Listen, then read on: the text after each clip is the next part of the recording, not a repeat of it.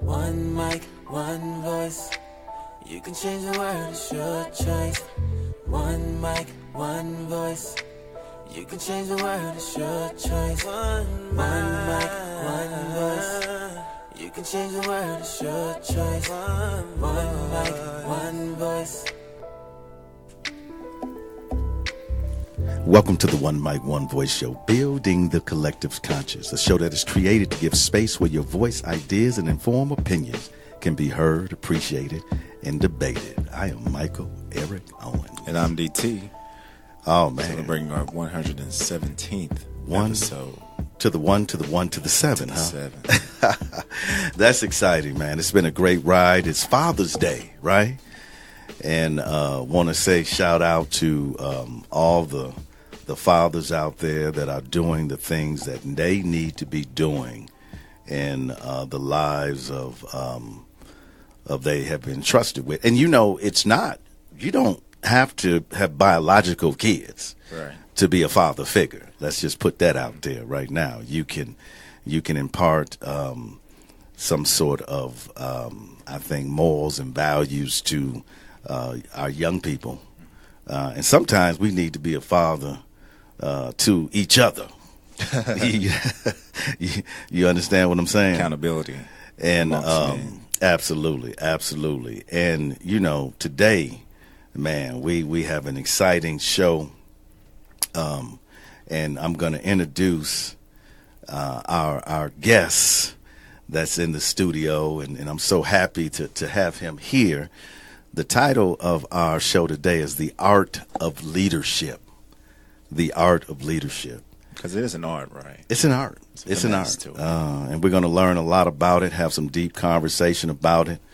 But in the One Mic, One Voice studio, man, you know what? We done stepped it up a notch now. So I don't know.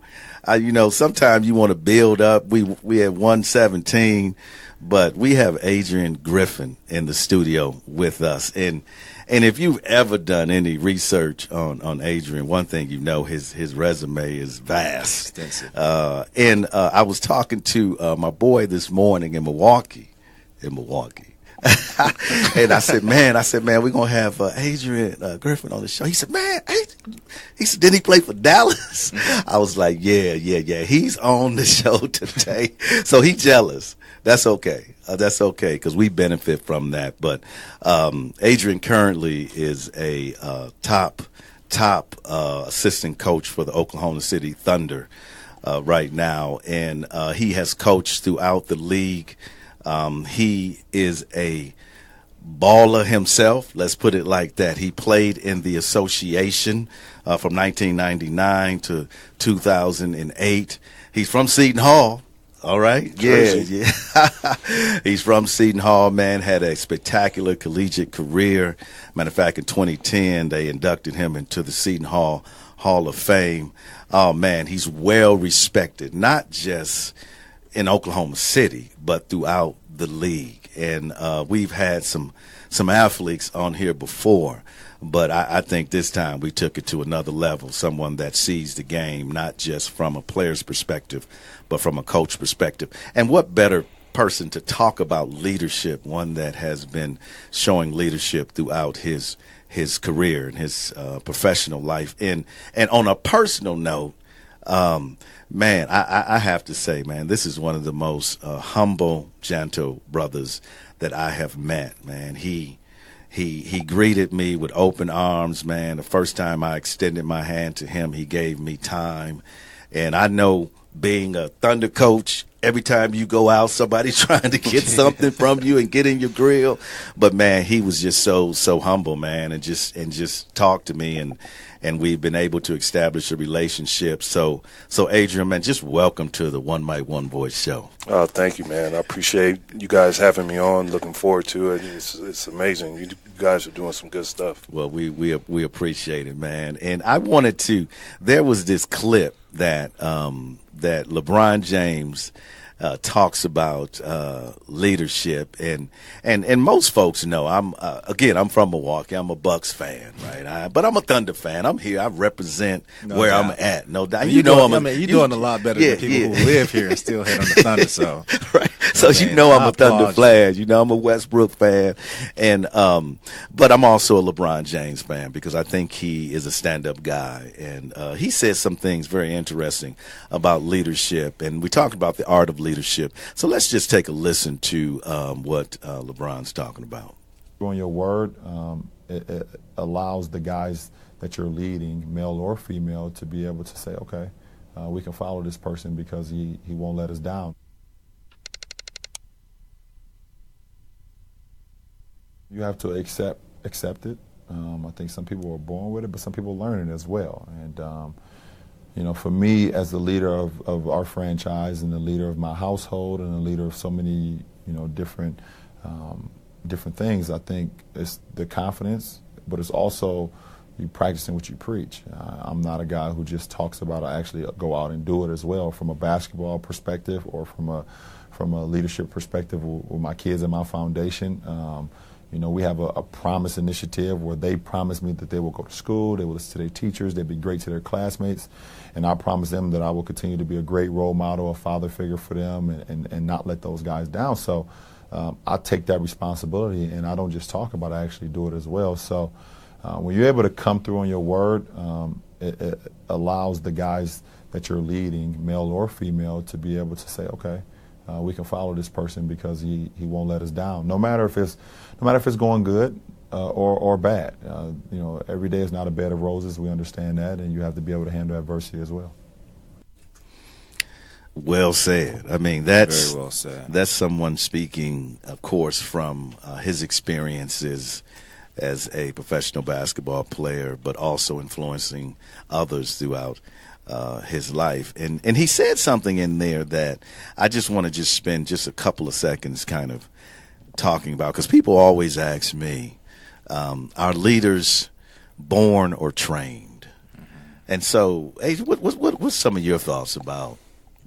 I think leadership is something that we all can learn. People are gifted, when they come into this world in certain skills, and we all have those, but leadership is definitely a trait that you can develop over time. And, one thing that I thought was interesting what LeBron said is about showing up and being the same person each day. We can all do that, and that's how you gain trust, when you're the same person. One thing, as a player, a lot of players hate when the head coach would talk to, the star players one way, and then they get down to guys like me, and they just cussing us out and stuff, and you like, well, he making the same mistake, and you don't say anything to him. And, that's part of leadership, is just having the integrity. And I think that's what LeBron is talking about as well, is that can you walk the walk, not just talk the talk. And I think it's just important for leaders to their actions have to match their words. And I think that's what LeBron is talking about. And he's a phenomenal leader, probably one of the best we've seen. You don't go to the finals 8 times in a row on luck. Yeah. He's doing something special there. Yeah. Wow. Yeah. And being the same person every day. I mean, that consistency, knowing what you get from a person. And we all can probably put ourselves in a position where we did not know. It was a Jekyll or the Hyde, right? You did not know what you were going to get. Monday was different than Friday, right? And you can't, like you say, the key thing is you can't have trust. And trust is so vital in everything that we do, right? Dealing with Father's Day. I mean, your kids have to trust. right? That you're consistent, right? That Absolutely. you're going to be there, that you're going to respond a certain way. And if you don't, then, man, once trust is gone, it's hard to reestablish it. It's hard to reestablish it, folks. Listen, we have Adrian Griffin in the studio with us. We're talking about the art of leadership. And we got to pay a few bills. DT over here looking at me like, man, listen, you better take a break. So, folks, listen, we're going to take a break. Yeah, we're going to take a break, and we'll be right back.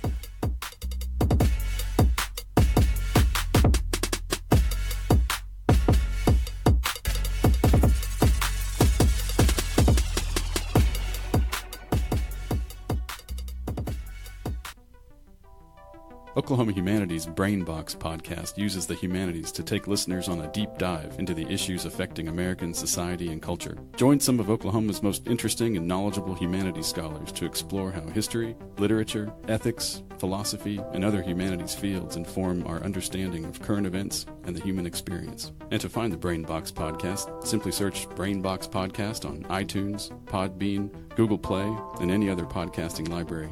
If you have any ideas or comments rattling around in your noggin, email us at brainbox@okhumanities.org.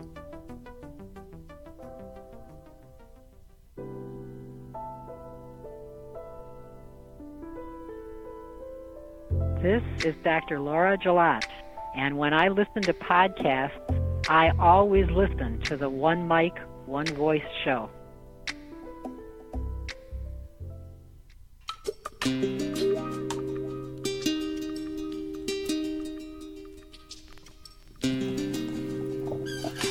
Welcome back, folks. We're going to get deeper into this thing called the art of leadership. Leadership. Maybe you're a leader. Maybe you're a dynamic leader. But maybe you're going to be a leader that we're going to describe here in just a few moments. And I don't think you want to be in that category. But the reality that we're all leading someone. Someone's looking to us. We're modeling our lives, our decisions. We're modeling something for someone. And the question is, are we influencing them in a very positive way? And that's really my definition of leadership. So let's define what leadership is. I would say for me, leadership is knowing who you are first. You know, you can't lead anybody until you lead yourself. And so what are your values? Well, like, what do you hold true to yourself? What are you convicted on? What are you willing to go down on? I always say, you know, just be convicted on the right stuff. You know, and there's like basketball, there's some just basic fundamentals, right? You got to shoot the ball, you got to dribble, you got to pass, you got to be a good teammate. Those are the fundamentals of basketball. And then there's fundamentals of leadership. You got to know your values. You know, you have to know how to treat people, how to motivate people. And you got to show up each day. One of the most underrated things I believe the leaders can have is enthusiasm, because it's contagious. You know, your followers are going to feed off of your energy. And a lot of leaders just don't understand that concept for some reason, because we're all human beings, right? And so if the leader comes in a good mood, usually that trickles down to everybody else. But if they're in a poor mood, a bad mood, then it sets the tone for the team and the organization. So a lot of leadership just constantly each day, how do I get better as a leader? Just like your athletes or employees, you know, players spend a religious amount of time honing their craft, and I believe the same should apply for leaders. Like, what areas do I need to grow and get better in? I think that's so important, that last point. Everything you said was important, but I'll emphasize that last point is that you have to work at that. Absolutely. It is not, you know, this idea that, you know, as I use the term, I didn't coin the term, but I know you're familiar with this term. You're working on your doctorate in leadership, and we can talk about that later on if you want to. But this idea that you have a position authority, right? Mm-hmm. You're the boss, and all of a sudden you have all the resident skills to lead a team. No, you're just the boss, right? You were just given a position of authority. It hasn't been earned, right?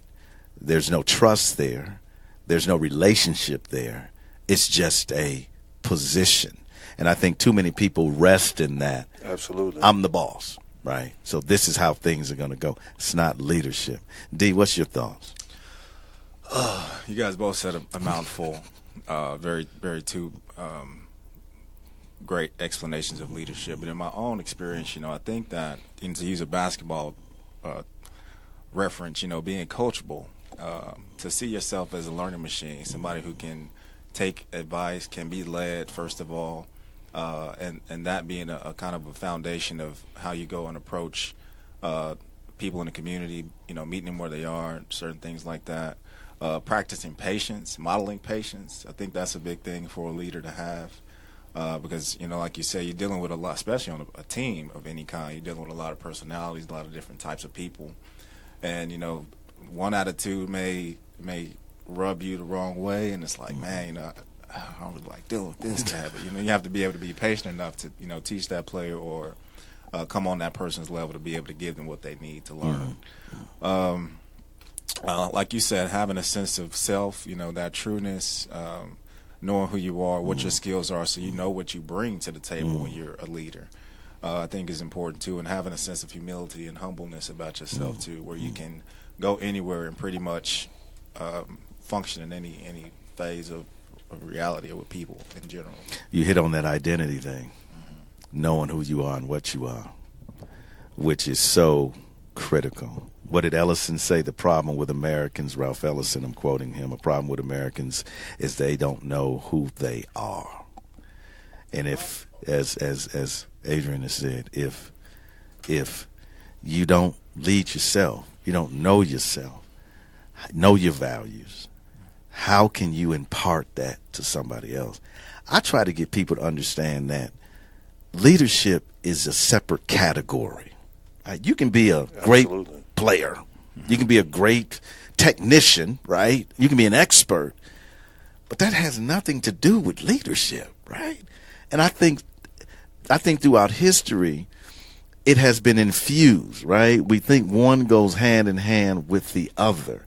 And we don't approach it as this is a skill set I need to acquire. Absolutely. Right?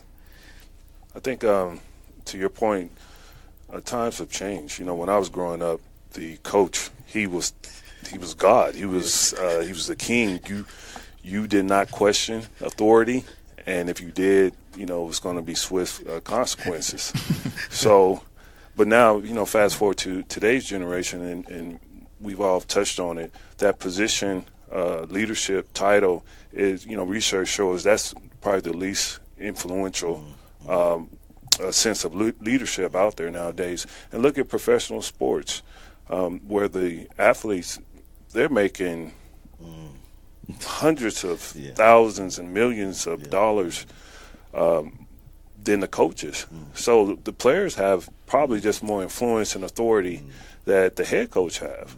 So you can't throw that title around. You're going to have to learn how to communicate, how to motivate, how to build that trust, and also stay true to your values. And that's very important, because sometimes the pressure to win, some coaches kind of bend on their values. But you got to be able to do both. You got to have the relational side, and then obviously you have to put the team first and the organizational side. And you just learn how to mix those two, and that takes skill, that takes time, it takes experience. Experience. Wow. Time. I just can't just walk in and do it. I just can't I'm the new guy. I just graduated. Now I'm the boss and I know everything. I wish it was that easy. But you have to earn your stripes. They call hard work for a reason. Because it's not easy. Leadership is certainly not easy, because you're dealing with a lot of human emotions, and you have to learn how to navigate through that, and that takes experience. I've been doing this for 20 years, still learning. We touched on humility and coachability. So if we're asking our players to be coachable as leaders, we have to be coachable. Absolutely. Coach, I love something you said on your on your Twitter handle. Actually, you have, of course, the 20 years of experience you mentioned, but you also say before developing the talent, develop the relationship. Can you talk a little bit about that? Well, again, that goes to, building trust. If you just broke down just leadership from the Bears fundamentals, the first thing you got to do before anyone's going to listen to you is to build trust. A lot of leaders and coaches, they want to jump right into the team training, right? That's the on the court, the shooting, the dribbling, the drills, but they skip steps because the very first thing you want to do is build those relationships. Because if I don't know you, if I don't trust you, you can have all the wisdom and knowledge in the world, but I'm not going to listen. It's that kind of fight or flight syndrome that we all have. And before that you can even connect with somebody, you're going to have to disable that. You're going to have to say, hey, I'm a person that you can trust, and this is why. I care about you as a person. Like many coaches, they just want to jump into basketball instead of it's the small talk that makes a big difference. Hey, how you doing today? How's your kids? How's your mom? Players remember that because they don't want to be just treated as a paycheck or treated as someone that you're just trying to get something out of. They want to feel valued, and that's the basic fundamentals of being a human being. You want to feel respected, you want to feel valued, you want to feel safe. So the first thing you want to do is just set the tone on all those three things, and then they'll run through the wall for you.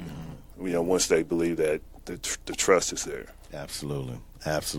Well said. And we're talking about the art of leadership, and we're been looking at positive attributes of a leader. But there are some things out there that, if you fall into these categories, you might want to reevaluate what you consider leadership to be. So, D, why don't you take us through some of that? Yeah, like you said, Mike, some of us just are terrible at leadership. Just are not getting the job done, don't know what to do. Where do I start? And if you're falling under these categories, like Mike said, you may want to take this time to, check yourself before you wreck yourself. All right, so the first one is that you lack empathy. Caring for others and showing compassion towards your employees or people you work with doesn't make you look weak. As a matter of fact, great leaders understand the importance of empathy, and they aren't afraid to show their softer side to get in touch with individuals. So, have a sense of humor, show warmth to those around you, practice relating to others, and try to see situations from someone else's point of view. Well, let's hold up right there. Empathy. Now, we did a show on empathy. Remember that? We did one. It's back in the catalog somewhere. I don't know which one it is, but you can find it. Getting back to the original question, right, that I said I've been asked a lot, and are you born with it or not? Are you born with empathy, or can you learn empathy? I mean, is this one of these qualities that you talked about exactly, that you just come into the world with or without, right? Now, if you don't have it, you're probably narcissistic, and you're probably, we would say, self-centered person. Maybe even you have sociopathic tendencies that we do see in a lot of leaders, right? Right. So let's talk for a moment about empathy, right? So how is it there or not? Empathy, just like any skill, can be developed. Nobody is a finished product. I don't care if you're a veteran or a rookie. The one thing I really respected about Tim Duncan is, he played 20 years, won 5 championships with San Antonio, but every off summer, going into the summer, he would say that I'm going to approach this as a rookie. And just think about it. This guy has won 5 championships, but he still had the humility to know that I don't know everything. So when it comes to empathy, a lot of people think that it's about the leader just, feeling sorry for someone else, or, putting yourself in their shoes, and that's true. But the real key to empathy is communication, because words are powerful, right? And so if I'm looking at you a certain way, I'm going to speak based on how I see you. So empathy allows me to see you in a way that is going to allow me to communicate to you in a way that's going to be effective. So if I don't know what you're going through, then the words that I say may be off point. I may miss the target, because you may have a lot of things going on in your life. You may be, a child is sick or something wrong with a parent. So I got to be able, before I even talk to you, I got to put myself in your shoes so that I can build that trust. And that's the key part of empathy. It's not just so much being like people have a misperception about empathy, like you're being soft or not. But again, words that's all you have, and it's your currency, and you want to make sure that you're spending it wisely. So there's so many leaders that speak to their followers and have no clue what that follower is going through. So if you can have that empathy perspective, like, okay, this guy just missed 5 or 6 shots. I know he's having some problems off the court. I might come at him a different way. I might try to soften it up because I know what he's going through. And that's the whole point about empathy, is just to build that trust and communicate in a way that is going to help and not hurt. And I think, in addition to what you said, which is so true, you have to want to know what folks are going through. You see, and I think some people just don't care, right? Simple as that. They just don't care. We have a question here from Eliza. She says, and I know this is directed towards you, Coach. Do you ever work with youth groups on how important it is to be a leader? For sure. I'm always open to opportunities to give back. My father was a great role model, and he didn't have a father growing up, but he never used that as excuse. He was in the Navy, and he came home one day and said, he was a smart man. That's right. And he came home one day and said God told him to get into the ministry. So he had an honorable discharge, and we packed up everything, moved to Texas, and he started pastoring in a small church. And then we moved to Tulsa, right up the street, and then he enrolled himself into Rhema Bible School. And mind you, we didn't have a dime, but he never made excuses. He would take me and my older brother, and we would pick up cans to make extra money. He would take us house to house to cut yards. So, if you're 8, 9, 10, and it was just so impressionable how he never gave excuses. And so that helped me so much in my life. Yeah. And I wouldn't be here if my father didn't set that example about just when we talk about that integrity, walking the walk, talking the talk. And so I love speaking to others about, because I always say you can't outperform your self-image. So however you see yourself, that's how far you're going to go in life. And I talk to my players about this. How you see yourself, that's how you're going to perform. Like I didn't get drafted, so I used to, when I did make the NBA, and I'd be in the locker room with the Mavericks, and, it was Dirk Nowitzki, Jason Terry, Jerry Stackhouse, and all these guys, and I would feel like an ant, But I had to change my self-image of myself. And I said, maybe I didn't get drafted, and maybe I'm not on a great contract like them, and maybe I'm not an all-star, but I can do X, Y, Z at a very high level. I can defend, I'm smart, I'm tough, I know the game. So I had to focus on my strengths. So many times we focus on our weaknesses, right? But when you really empower yourself and see what you bring to the table and work on those things, you increase how you see yourself. Yeah. And again, you can't go far in life unless you have a high identity. Like, this is who I am. This is where I want to be. I love that. Confidence. I love that. Absolutely. I love that. Seeing yourself at your highest potential. Absolutely. That's beautiful, man. That just spoke to me. Let's hit on a couple more of these, and before we go to break here. Or how about you fear change? Yeah, can't change is the only thing that's constant. That Death and taxes. You don't practice humility? Well, okay. Man.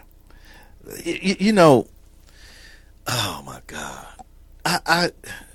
I can count on one hand the people I have worked for that are humble people. I've worked for a lot of people.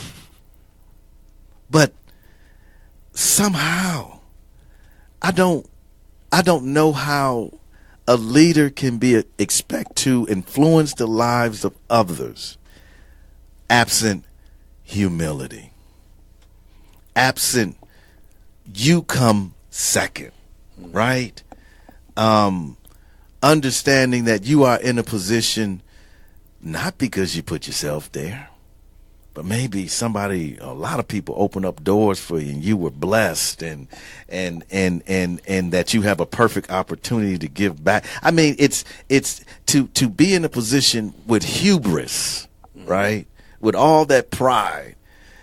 I just, you know what? It's and you under my voice know you're probably working for somebody like that.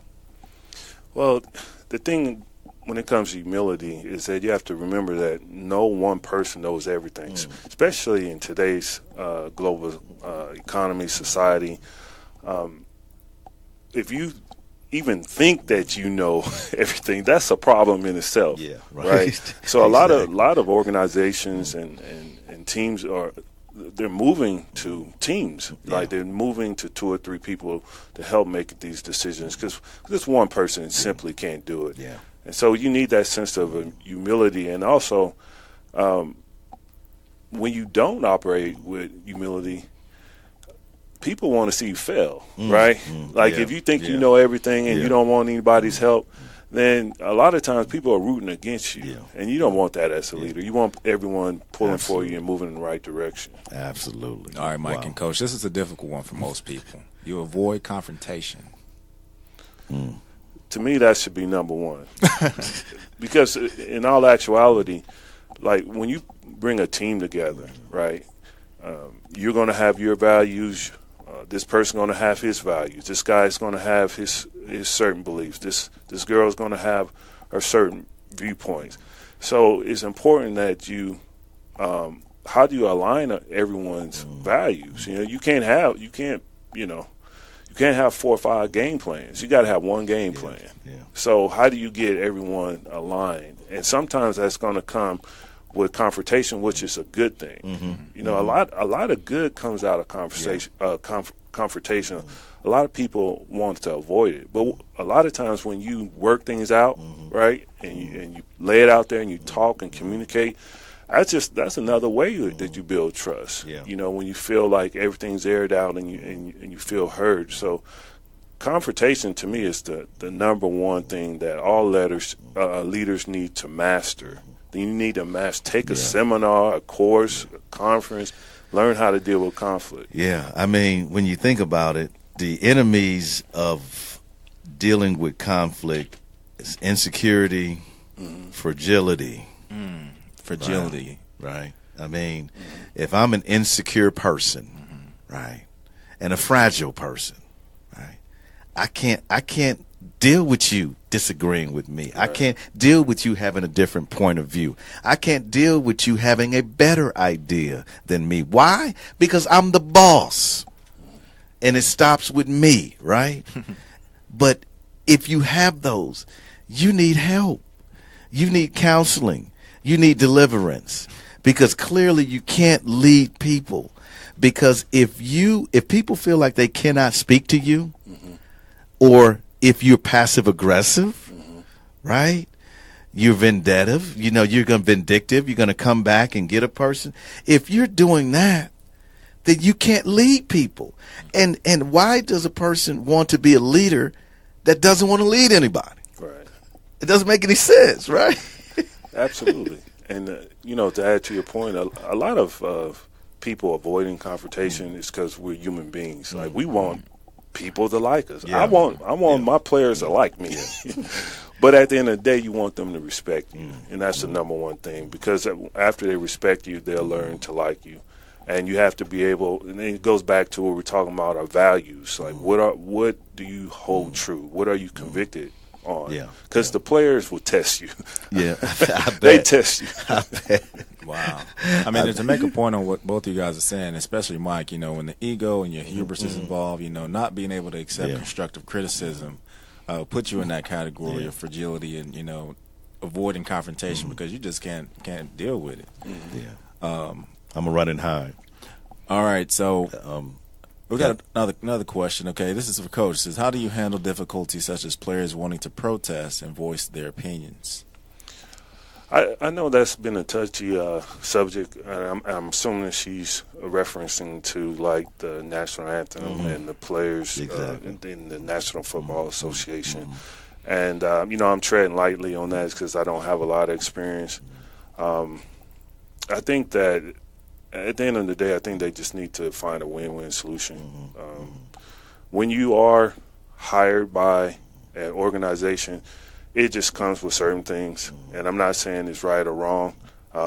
When we all go to work, we have a boss, we have rules and regulations we got to adhere to. But on the flip side is that this is a new generation where people just are not just going to go along with something just to do it. Yeah. This is not where you work for Ford, back in the day, like for 30 years and then you retire. People want meaningful work. They want a purpose when they go to work. So I don't know the answer to that. I know that both parties are working hard to resolve it, and hopefully they come up, with a win-win situation. Yeah, it's a difficult position to be in as an athlete. Absolutely.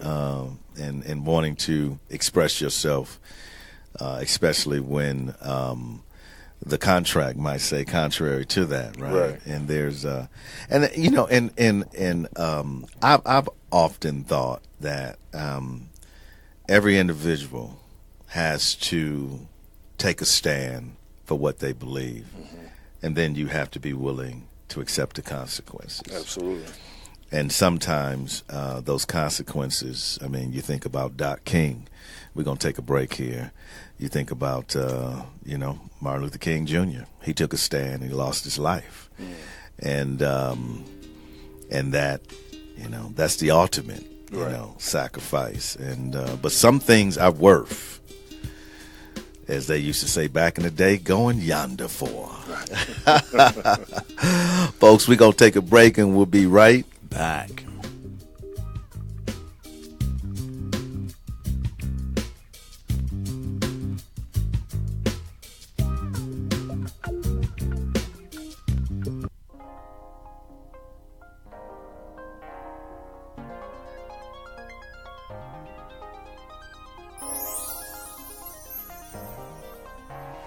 Hi, everyone. This is Roxy Davis. And this is Deborah Burris. And we are The Roxy by Design Show. Our show is designed to bring healing as we share our stories while God redesign our lives. So take a ride with us. So you can find us at Podbean, iTunes, Facebook and Twitter, and blackandstudios.com. So thank you, everyone, for listening to The Roxy by Design Show. You have a blessed day. We love you.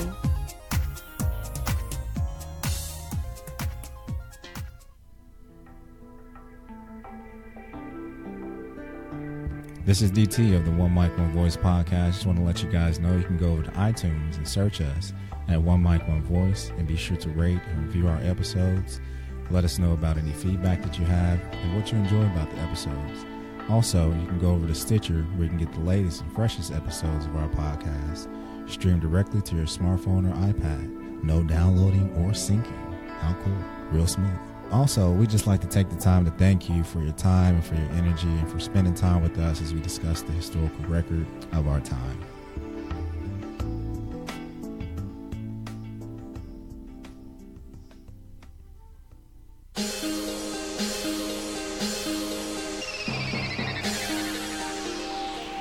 Welcome back.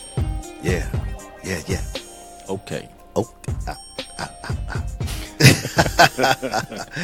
Man, we in the studio with the coach. Oh man, the former NBA basketball player, just giving us so much valuable information on leadership. Adrian Griffin, just excited to have someone that has seen so many different challenges when it comes to dealing with people, and not just as a co-worker or co-player, but really at the highest level, dealing with athletes that, man, hey, they pulling up in Maybachs. Yeah. You know what I mean? And how you tell, you know what I'm saying? But I really, it really stuck out to me when you talked about that dynamics and then being able to influence them when really they're in a more power position than you are. I mean, to me, that's a great challenge, and a true leader of the game, of life, would understand how to maneuver that, man. And I can imagine in the end, man, you come out, learning things that you never thought that you would know, and applying skills that you never thought were possible, simply because the dynamics were different. And it's been a good thing, because it pushes us as leaders to raise our game. You just can't rely on your title anymore. You really have to have the skills to communicate, and that's what leadership really is all about, is how can I influence. I think John Maxwell puts it best when he says that leadership is nothing more and nothing less than influence. And how do you influence this new generation when they have just as much power as you have, and they want they want input, they want to feel valued and respected, and these are all good, because it forces us to dig deeper as coaches, and it's shifted away. I think one of the topics we were going to talk about is, where do you see leadership going? And I think that's one of the areas where how do I influence someone without having that quote unquote power? How can I build the trust? How can I get them to lead me? When how do you lead a LeBron or Westbrook who have all the accolades in the world? And the only way you do that is staying convicted to what you believe in, your values, and I always say, just make sure you're convicted on the right stuff, and everything will work out. Yeah. Wonderful. So jumping back into our signals and signs of ineffective leadership, that was one thing that our next one is that you're a poor communicator, and definitely can't be a poor communicator if you want to be in a leadership position. What if I don't like people? I might be in the wrong. I mean, that's true, right? I mean, I don't know. I've worked with people that don't work for people that just don't like people. It's like that customer service position, right? You're like at the counter, but you don't like people, right. and it's like, so why are you like here? Yeah, right. If you despise people, right? All right, what else we got, D? You're indecisive. Got to be able to make decisions. Especially if you're responsible for lots of other people. The way you move, the way you think may be critical in depicting how the outcome is, and so that next decision you make could change everything. So being decisive is something that's definitely necessary. Yeah. And I would just make a quick note on there. I mean, we could have a whole conversation about decision making and how do you get to the right decision as a leader. You spoke on this, Adrian, earlier about how teams are coming together, because the realize is that, as we've heard, quote unquote, somebody say, I can solve these problems myself. Right. Well, good luck with that. Right. What else we got? You're just rolling right into the next one. So the next one of being an ineffective leader is that it's all about you. Wow. I got all the answers. Hey, I not only have all this. the answers, right. But what about I want all the accolades? About self. Like, I'm the one that wins. I'm the one that gets the notoriety. And those under me they will not outshine me. Right? I mean, that's a dangerous, very dangerous philosophy. I was at a conference, and I was teaching on leadership, doing a presentation, and after doing the question and answer, a lady got up, and I felt so sorry for her. She got up and she said, I need some pointers. I'm working for a boss that takes all my ideas and makes them his, and micromanages me, wants to control all the decisions I make, and I'm just totally miserable. What can I do? The only thing that you really can do is have a conversation. You sit down with your boss and, go in prepared, and you say, these are some of the issues that you need clarity on. And we all get to that point of our lives where we kind of draw the line in the sand. I'm in my mid-40s, so I probably have a different outlook on life when I was in, 24, 25. Sometimes you got to just take it, you're trying to make your way in the world.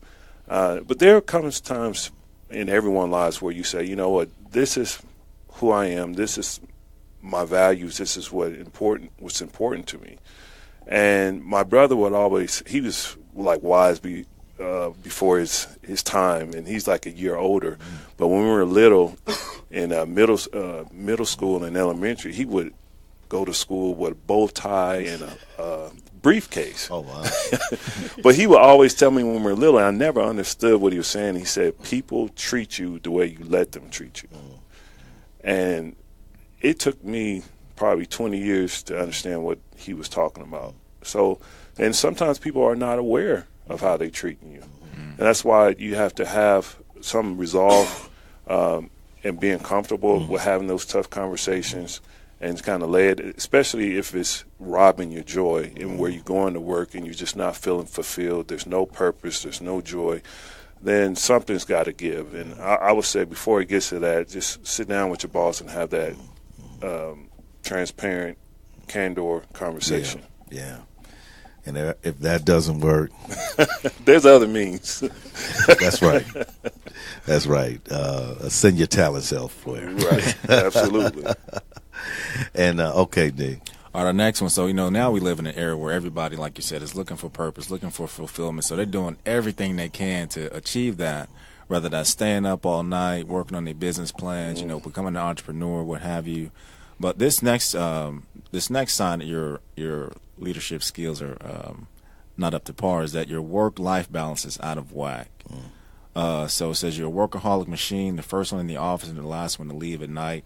No one seems to know anything about your personal life, which is fine with you because you'd rather remain stoic and detached anyway. Yeah. Work is work, life is life, and you have to strike a balance.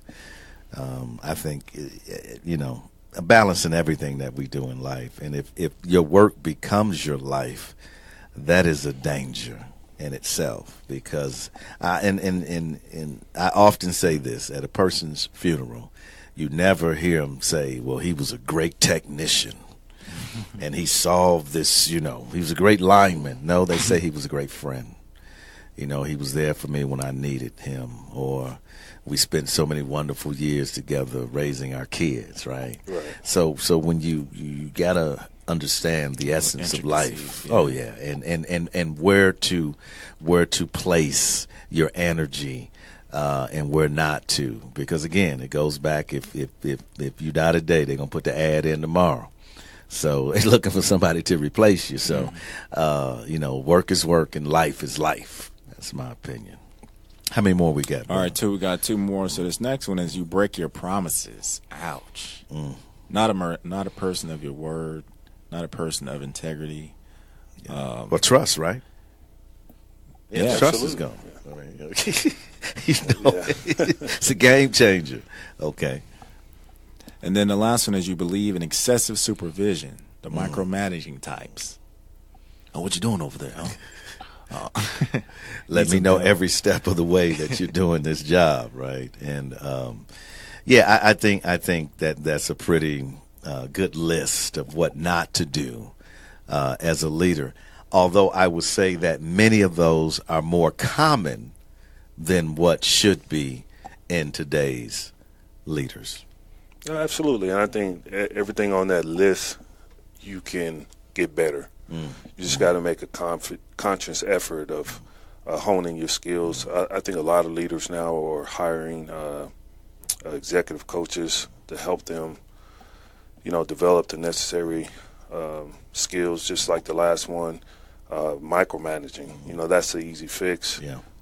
People want autonomy now. They want to have the freedom to do their job, and you're going to lose good people if you don't adapt. So I think leaders are forced to change now. Yeah, that's a good point. They will move on. We have another comment from Elijah for the coach. Does being a leader on the court help you in your daily life off the court? Oh, absolutely. I think one of the reasons why that I don't want to say I'm a great father, but one of the reasons why fatherhood is important to me is because everything that I've learned as a coach and as a leader of what to do and what not to do, and I'm able to pass that on to my kids. I have four kids, 2 girls, 2 boys. I have 2 in college, 2 in high school. So they're at that age where, they're influenced by a lot of things out there. So coaching actually helps me because that's what we're dealing with, young men, right? And it's almost the worst time to get these guys in the NBA because they're transitioning from a young man and now they are trying to be a man and not necessarily knowing what that entails. And so you get them in that gray area. And so it's a really important and critical time where we can have a great influence on the direction, of their lives. And I think we forget, too, that they are young men. They are young men. I mean, we look at them as if, that they should be, on our level of maturity. And when they have not experienced the world in which we have, they're talented, great young men, but they are young men. And that's a really good point that I think that is lost on the larger public. I think one of the things that transcends generations are, it's hard work, respect, discipline. And we talk a lot about the millennials and the new generation, and they want certain things. But as coaches and leaders, we also have to teach them these things that they may have, skipped along the way. If you're a great talent and you make it to the NBA by 19, you don't know what adversity is. So when you come to the league and we tell you to fight through adversity and be mentally tough, they have no idea what you're talking about. What are you talking about, Coach? Right. Since they were a kid, they've just been better. Yeah. They've been more athletic, more faster, more skilled. And by the time they come to the NBA, it's the first time that someone says, hey, you're not as special as you think, because there's a whole league of guys just as talented as you. Yeah. And so you try to teach them. The only thing that's going to separate you now is how coachable you are, your attitude, because everyone has the same physical abilities and skills. So if you could teach them that your competitive advantage can be your attitude, which will take you a long way. I played 9 years, and I averaged 4.4 points a game, 4 rebounds a game, and played 9 years because I understood that being a teammate was important. Absolutely. Showing up, being the same person each day, working when no one's watching. This is all the leadership and the integrity and the character that you're trying to pass on to this younger generation. Yeah. Wonderful. We have a few more minutes, folks. We're gonna slide on down. But I wanted to touch on maybe one quality that we each can talk about a leader would possess. And for me, I would say it's unselfishness. It's the ability to not let it be about you. You see that I have a team, I have a group here, I have an organization here, and my duty is to empower you and to help you reach your full potential. And my duty is to help all of us fulfill whatever mission we might have. But in the end of the day, it's not about me, right? And I think if you approach leadership in that way, people model that.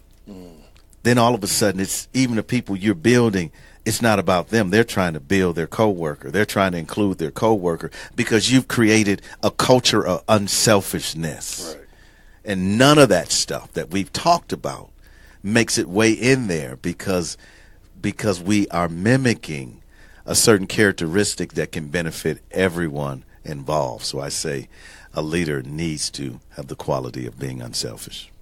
I think that's so important in today's age because even in the professional level, everyone's being rewarded based on their individual play.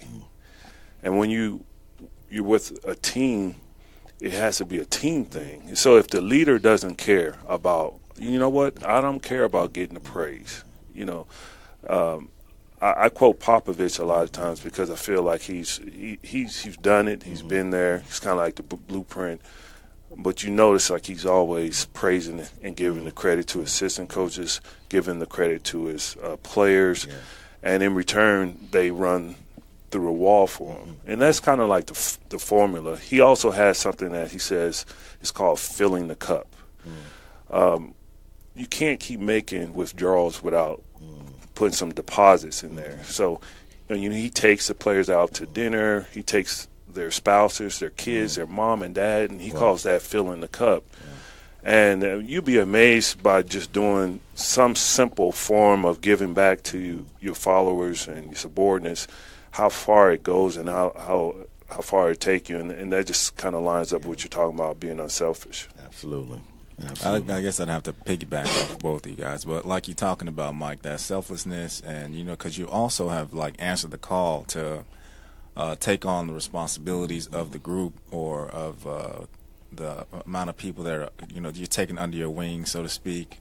So that idea of not making it all about you is critical to being an effective leader, because those people need to see, like also like I said before, that you can be led and that you can admit that you make mistakes, and these small things that take the ego out of the equation. I even take it back to an old African proverb that I learned. You know, it says, if you want to go fast, go alone, but if you want to go far, then go together. And I think that gives you the sense of value in teamwork and in it all being a collective understanding and idea, rather than just being about this one person trying to get this to this place alone. Absolutely. Beautiful, brother. The if you could give us, Adrian, like, you know, you spoke a little bit on the direction of leadership and just a snippet of where you see leadership going, the development of it. I think number one thing to me is the authenticity.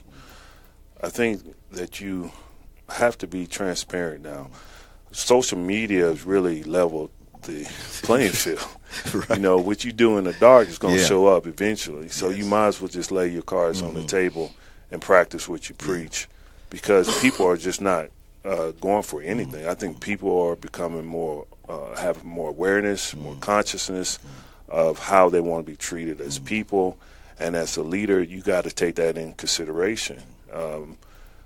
You need people. That's what it comes down to. If you are a leader, you need people, and you need them to be in alignment with the vision. And you have to learn how to motivate them. You have to learn how to walk the walk, meaning your actions got to align with your words. And so, again, the more that you work on yourself, the better leader that you will be for others. Absolutely, absolutely. You know, it says that the shepherd never drives the sheep. Yeah, that's true. You know, and so I just want to just thank you for spending this hour with us, talking about leadership.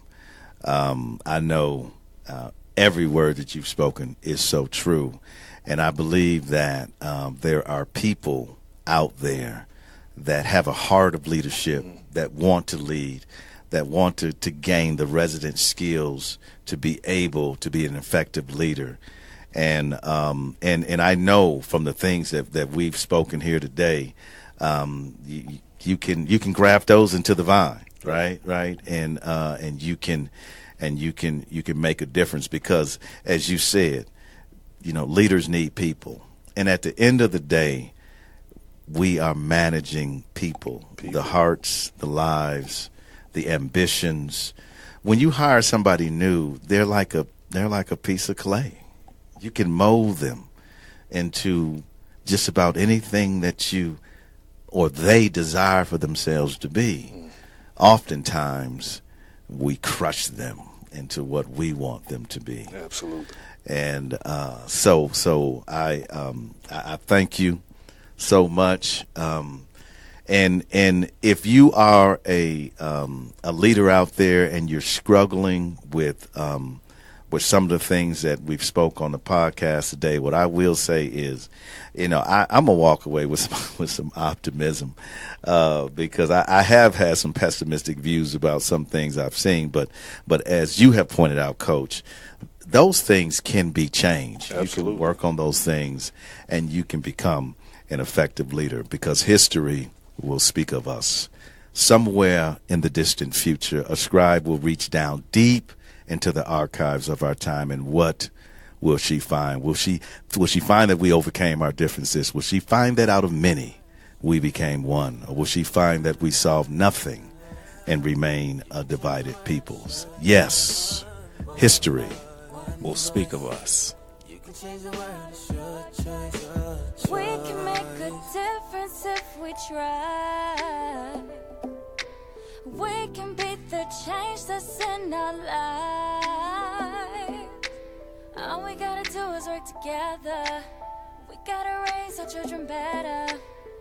We gotta stop the hate, and spread the love. One mic, one voice. You can change the world, it's your choice. One mic, one voice. You can change the world, it's your choice. One mic, one voice. You can change the world, it's your choice. One mic, one voice. You can change the world, it's your choice.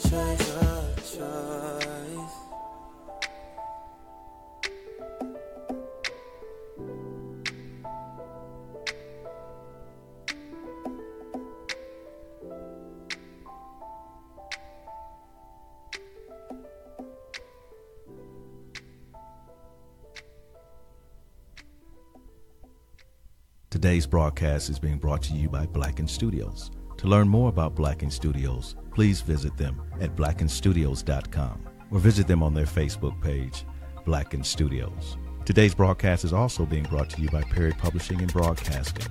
To learn more about Perry Publishing and Broadcasting, please visit their website at perrypublishingandbroadcasting.net.